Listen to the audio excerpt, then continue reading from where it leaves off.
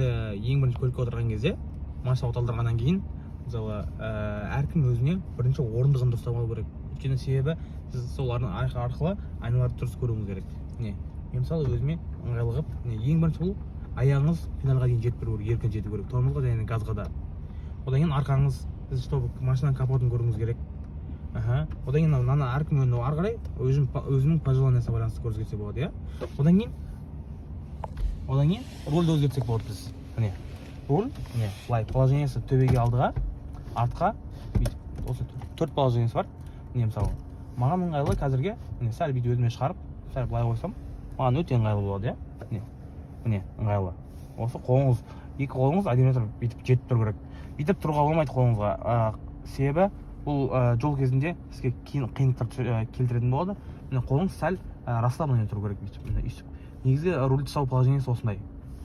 Одан кейін сіз күнделікті мысалы ауа райына байланысты сіз машинаның температурасын дұрыстайсыз. Мысалы өшіп тұрғанымызда, қазір күнделікті өшіп тұр. Мысалы қазір ауа райы көктем болғаннан кейін сіз ең бірінші бүйтіп көтерілесіз да, сәл салқындауға қойып, мынау бар. Аяғыңызға қойсаңыз болады, аяғыңызға, денеңізге, мынау немесе алдындағы стеклоға қоясыз. Қазір осында тұра тұрсын, қазір себебі мынау адамдар отырғаннан кейін ауа температурасы пен іштігі сай келмегендіктен ауа сәл буланып жатыр. Одан кейінге барып біз мына жақта стеклоларды өзгертсек болады бізде. Ана стеклоны қараңыздар. Мынау маған көзіме ыңғайлы қылып, былай өзгерте аламын.